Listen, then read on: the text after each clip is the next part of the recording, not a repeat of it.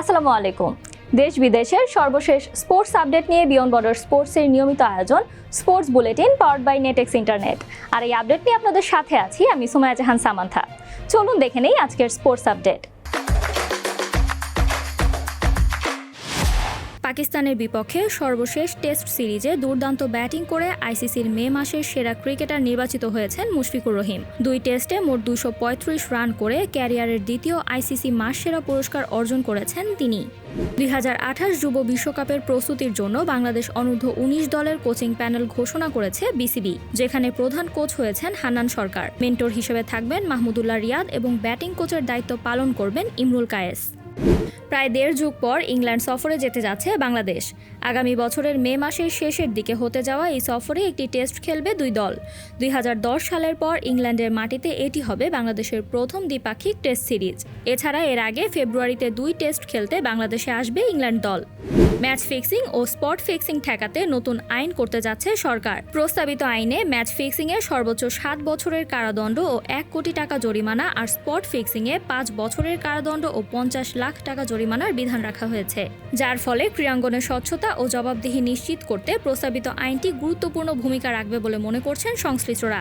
মেসির জোড়া গোলে 2-0 ব্যবধানে অস্ট্রিয়াকে হারিয়ে টানা 2 জয় বিশ্বকাপের নকআউট নিশ্চিত করেছে আর্জেন্টিনা, যেখানে মেসি একটি পেনাল্টি মিস করলেও পরে 2টি গোল করেন তিনি। এছাড়া 2 ম্যাচে 5 গোল করে টুর্নামেন্টের সর্বোচ্চ গোলদাতা এবং বিশ্বকাপের সর্বকালের সর্বোচ্চ গোলদাতার রেকর্ডও করেছেন তিনি।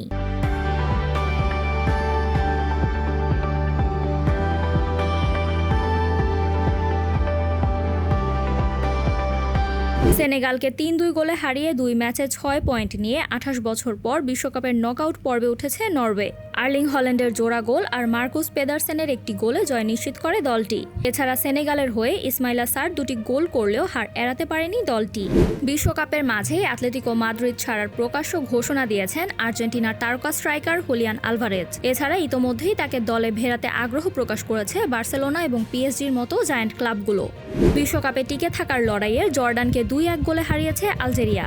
প্রথমার্ধে পিছিয়ে পড়লেও দ্বিতীয়ার্ধে নাদির বেনবুয়ালি ও আমিন গরির গোলে ঘুরে দাঁড়ায় তারা। ফলে এর মাধ্যমে 12 বছর পর বিশ্বকাপে জয় পেল আলজেরিয়া। কাফ ইনজুরি কাটিয়ে প্রথমবারের মতো ব্রাজিল দলের সঙ্গে পূর্ণাঙ্গ অনুশীলনে ফিরেছেন নেইমার। স্কটল্যান্ডের বিপক্ষে শেষ গ্রুপ ম্যাচে তার ফেরার সম্ভাবনা বেড়েছে, কিন্তু এখনও নিশ্চিতভাবে বলা যাচ্ছে না যে আসলেই ম্যাচটিতে তিনি খেলবেন কিনা।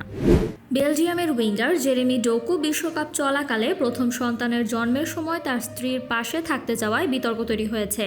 ফলে তাকে নিয়ে ফরাসি এক উপস্থাপিকার মন্তব্যের পর সমালোচনা শুরু হলে আনুষ্ঠানিকভাবে ক্ষমা চেয়েছে ফরাসি টিভি কর্তৃপক্ষ। এই ছিল আমার হাতে থাকা সর্বশেষ স্পোর্টস আপডেট। নিয়মিত স্পোর্টসের সব আপডেট পেতে কানেক্ট থাকুন আমাদের সাথে, আর বাফার ফ্রি ইন্টারনেট পেতে কানেক্ট করুন নেটেক্স ইন্টারনেট। এছাড়াও আমাদের সাপ্তাহিক cricket analysis show the analyst angle এবং football show football freak show দেখার আমন্ত্রণ জানিয়ে বিদায় নিচ্ছি আমি সুমাইয়া জাহান সামান্থা। আরও আপডেট পেতে সাবস্ক্রাইব করুন আমাদের ইউটিউব চ্যানেল এবং ক্লিক করুন বেল আইকন। ফলো করুন টিকটক ও ফেসবুক পেজে।